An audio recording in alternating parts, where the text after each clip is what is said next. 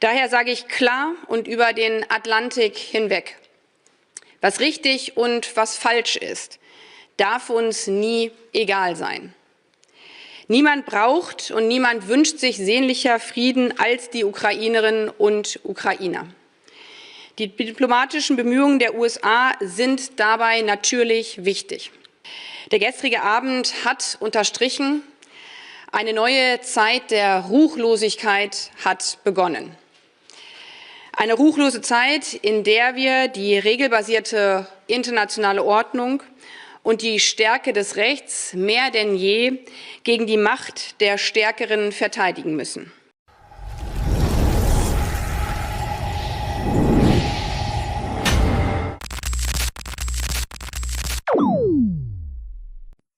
Hey Leute, was Baerbock da wieder vom Stapel lässt, ist kaum zu fassen. Wer richtig oder falsch ist, das entscheidet jetzt also unsere Außenministerin. Und dann dieser peinliche Auftritt nach dem Eklat im Weißen Haus. Das muss man sich einfach geben. Ich zeige euch, was Baerbock da verzapft hat und warum das alles andere als harmlos ist. Liken, abonnieren und vor allem kommentieren. Wie steht ihr zu Baerbocks Auftritt? Ich bin gespannt auf eure Meinung. Auf geht's!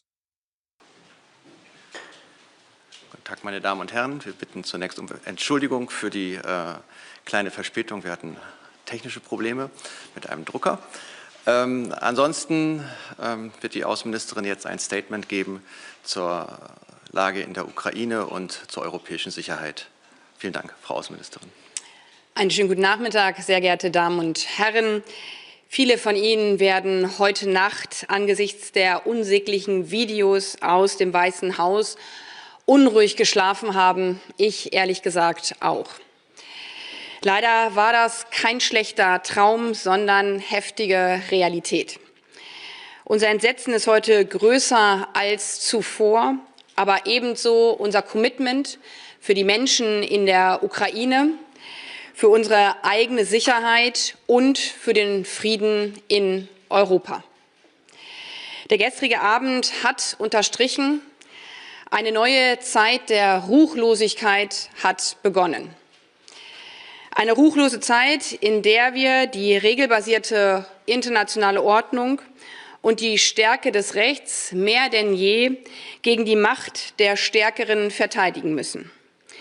Denn sonst kann kein freies Land mehr ruhig schlafen, das einen stärkeren Nachbarn hat.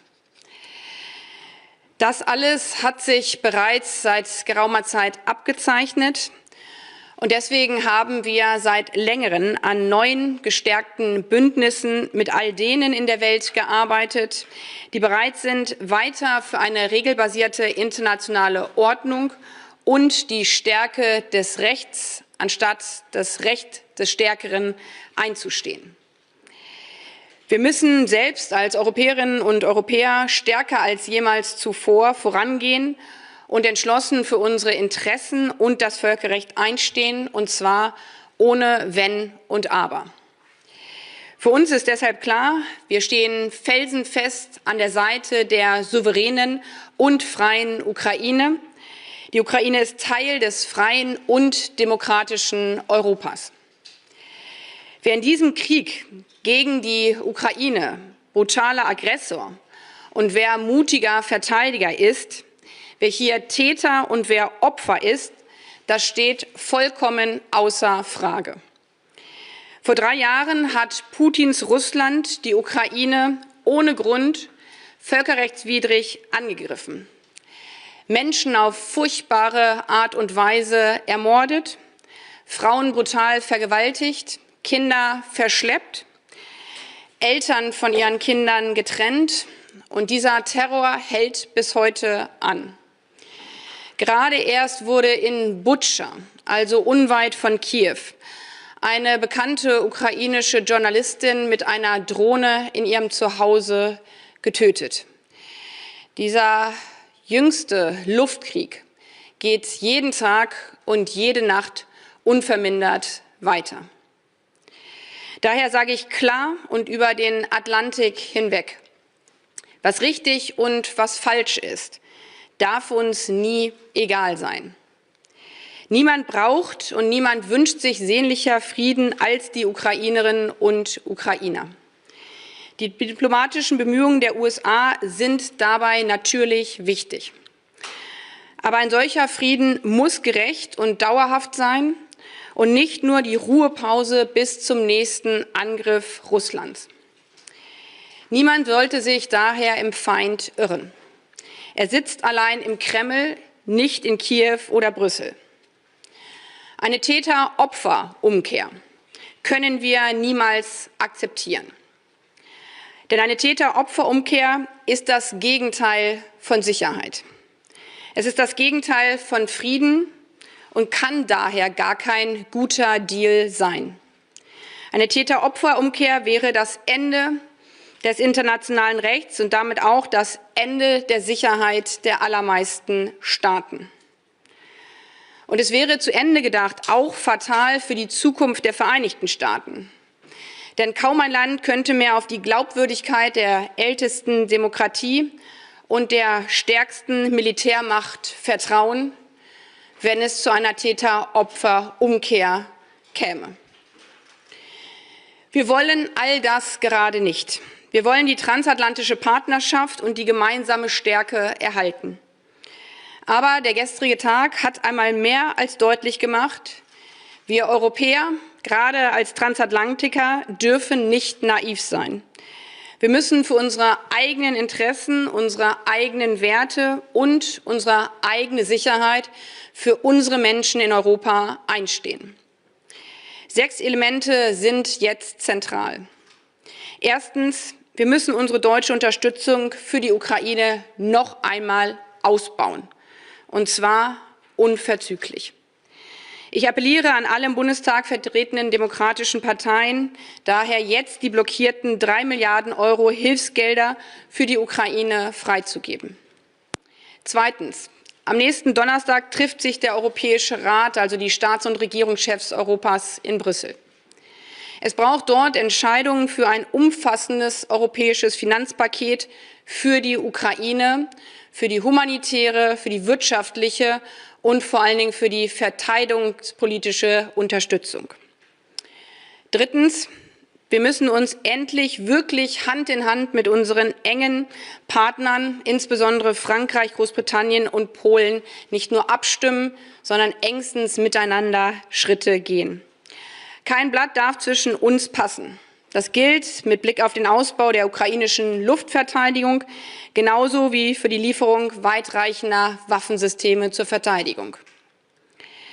Diese 3 Elemente werden dazu beitragen, dass die Ukraine der russischen Aggression weiter, auch ohne die jetzt angekündigte Streichung oder mögliche Streichung der US-Unterstützung, standhalten kann, um einen gerechten Frieden zu erreichen und keine Kapitulation. Viertens.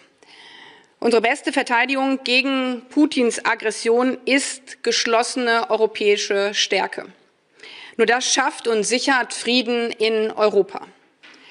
Ansonsten stehen Putins Truppen vermeintlich demnächst im Baltikum oder gar direkt vor den Türen unserer Nachbarn Polens. Wir können diese Realität nicht weiter ausblenden. Beim Europäischen Rat braucht es daher auch Entscheidungen für massive Investitionen in unsere gemeinsame europäische Verteidigungsfähigkeit. Ich setze mich deshalb mit aller Kraft dafür ein, dass der Europäische Rat durch die Flexibilisierung des Stabilitäts- und Wachstumspaktes dazu beiträgt. Für einige Staaten mit bereits hoher Staatsverschuldung und geringem Spielraum in ihren Haushalten wird das aber nicht reichen. Wir müssen als Europäer deshalb auch über einen europäischen Verteidigungsfonds sprechen, der der Höhe der Herausforderungen entspricht. Dabei dürfen wir aber nicht stehen bleiben. Mehr muss und mehr wird in den nächsten Monaten folgen, sowohl national als auch europäisch. Spätestens beim Haager Gipfel der NATO müssen wir ein starkes Signal europäischer Entschlossenheit senden. Fünftens bedeutet das für mich, dass wir uns in Deutschland unter Demokratinnen und Demokraten zusammensetzen müssen, um über die grundsätzliche Reform der Schuldenbremse zu sprechen, so wie das bereits auch in der nationalen Sicherheitsstrategie unter Sicherheitspunkten vor 2,5 Jahren angelegt wurde. Ich weiß, dass derzeit auch über ein erneutes Sondervermögen diskutiert wird. Es ist aber, wie die Erfahrung zeigt, weil wir haben ja bereits ein Sondervermögen, die schlechtere Variante. Sie hilft der Ukraine nicht und wir können sie nicht für alle Bereiche einsetzen, die für unsere Verteidigung wichtig sind, wie zum Beispiel Maßnahmen gegen hybride Angriffe oder Bedrohungen aus dem Cyberraum.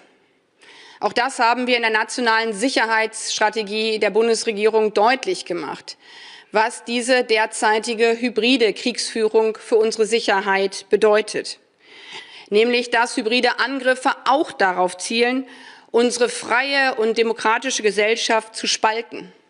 Das heißt, Investitionen in unsere Infrastruktur, in den Zusammenhalt unserer Gesellschaft, in unsere Demokratie sind alles auch Investitionen in unsere Sicherheit.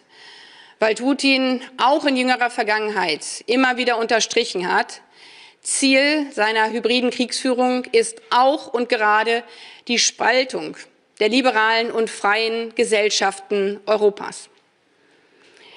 6. Auch wenn das der wohl heißeste Moment seit Ende des Kalten Krieges ist, müssen wir weiter besonnen und mit einem kühlen Kopf handeln. Das heißt auch, wir betrachten Investitionen in unsere europäische Sicherheit weiter auch als Investitionen in unsere transatlantischen Beziehungen. Auch dauerhaften Frieden für die Ukraine wird es eher mit als ohne oder gar gegen Washington geben. Bei all dem gilt, wir haben keine Zeit mehr zu verlieren. Wir müssen jetzt schnell handeln, europäisch und national. Bis zur Bildung einer neuen Bundesregierung können wir damit nicht warten, denn die Lage ist ernst. Deutschland muss an dieser historischen Wegmarke Führung einnehmen. Das sollten in den Wochen des Übergangs in Berlin alle demokratischen Parteien in engster Abstimmung zwischen der amtierenden und der künftigen Bundesregierung tun. Die Welt schaut auf uns, insbesondere in Europa, aber niemand auf der Welt wartet, bis wir hier Verhandlungen in Deutschland abgeschlossen haben. Wir leben in unsicheren Zeiten, meine sehr verehrten Damen und Herren, aber wenn wir in diesen Momenten, in diesen Tagen erneut, wie schon einmal vor 3 Jahren, in Deutschland und in Europa die richtigen Weichen stellen, dann wird Europa zeigen, was es im Kern ausmacht. Ein starkes Friedensprojekt, Frieden in Freiheit für seine Millionen Bürgerinnen und Bürger. Ein Friedensprojekt, das in die Welt ausstrahlt. Slava Ukraini, es lebe Europa. Herzlichen Dank. Vielen Dank.